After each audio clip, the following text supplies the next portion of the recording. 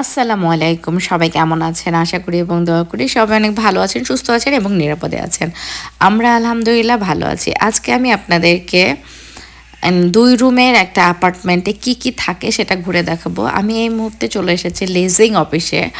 আমি আগেও আপনাদেরকে ভিডিও ফুটেজের মাধ্যমে দেখিয়েছি যে আমেরিকাতে বাসা ভাড়া দেওয়া হয় লিজিং অফিসের মাধ্যমে। কোনো একটা কোম্পানি বা কোনো একটা প্রতিষ্ঠান হয়তো অ্যাপার্টমেন্ট কমপ্লেক্স কিনে নেয় এবং সেটাতেই বেশ কিছু অফিসার নিয়োগ করে যারা আর কি বাসাগুলো লিজ দেয়। এটাকে ভাড়া বলে না, লিজ দেয়া, লিজিং অফিস বা লিজ বলা হয়। সেই লিজটা হচ্ছে ৯ মাসের জন্য হতে পারে, ১ বছরের জন্য হতে পারে, ২ বছরের জন্য হতে পারে, ৩ বছরের জন্য হতে পারে। এটা ডিপেন্ড করে।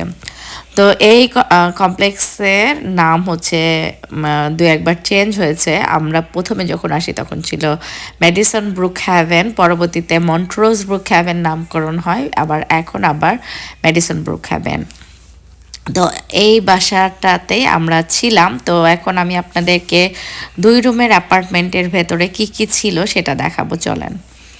আমরা আসলে বাসা ছেড়ে দেওয়ার সময় আমি এই ভিডিও ফুটেজটা ধারণ করেছি ফাঁকা করে নিয়ে। এই বাসাটাতেই আমরা ৫ বছর ছিলাম। তো এই যে রুমের এটা হচ্ছে একটা বেডরুম। তো বেডরুমটার সাথে ক্লোজেটও আছে। ক্লোজেটটাও চলেন আপনাদেরকে একটু দেখাই। আর বেডরুমের সাথে একটা ওয়াশরুম আছে। এটা আসলে গেস্ট রুম হিসাবেও ব্যবহার করা যায়। তো যাই হোক, আর এখানে হচ্ছে আপনার একটা ক্যাবিনেট আছে যেটা আমরা জুতা রাখার জন্য ব্যবহার করেছিলাম। তো দীর্ঘ ৫ বছর যেহেতু বাসায় ছিলাম, আর এখানে রুশান আস্তে আস্তে বড় হয়েছে, তো রুশান অনেক আঁকাআঁকি করেছে ওয়ালে। তো যাই হোক, আমি তারপরে আপনাদেরকে একটু দেখিয়ে নিচ্ছি। এটা কিচেন। তো কিচেনের সব কিছুই দেয়াই ছিল। আমরা যখন ভাড়া নিই বাসাটা তখন থেকেই সব কিছুই দেওয়া ছিল। টোটালি অর্গানাইজ একটা অ্যাপার্টমেন্ট এটা। এখানে একটা রেফ্রিজারেটর আছে বেশ বড় সাইজের। আর কিচেনের পাশেই আছে হচ্ছে আপনার লন্ড্রি রুম। তো লন্ড্রি রুমেও ওয়াশার ড্রায়ারটা ছিল, আমাদেরকে কিছু কিনতে হয়নি। বেশ ভালোই ছিল বাড়িটা, আর মোটামুটি ১২০০ স্কোয়ার ফিট ছিল বাসাটা। তো সেই ক্ষেত্রে রুমগুলাও বড় ছিল। আর এটা হচ্ছে living plus drawing drawing dining living সবই একসাথে। তো কাজে এটা অনেক বড় স্পেস ছিল। বাচ্চারা অনেক খেলাধুলা করছে এখানে। এখানে আমাদের ডাইনিং টেবিলটা ছিল। এটা আসলে যে যেভাবে সাজায় নিতে চায় সাজায় নিতে পারে। এখানে আছে মেইন বেডরুম। তো মেইন বেডরুমটাও একটু বেশ বড়ই ছিল।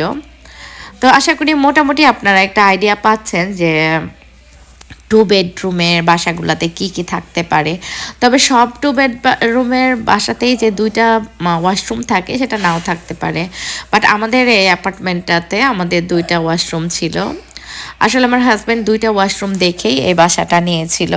মোটামুটি আমাদের এই এরিয়াটা লাক্সারিয়াস অ্যাপার্টমেন্টের মধ্যেই পড়ে। বেশ ভালো। এখানে একটা না 2টা সুইমিং পুলও ছিল। যেহেতু 9টা বিল্ডিং, 9টা বিল্ডিংয়ে মোটামুটি আপনার প্রতি বিল্ডিংয়ে কোনোটাতে 16টা, আবার কোনোটাতে 32টাও ফ্যামিলিও আছে। কাজে অনেকগুলো ফ্যামিলি আছে এই অ্যাপার্টমেন্ট কমপ্লেক্সে। এখানে সুইমিং পুলগুলো আসলে গরমের সময় উন্মুক্ত করে দেওয়া হয়। সামার মোটামুটি আপনার এপ্রিল মাসে ওপেন করে দেওয়া হয়। সুইমিং পুল আবার ক্লোজ করে দেওয়া হয় অক্টোবর মাসে।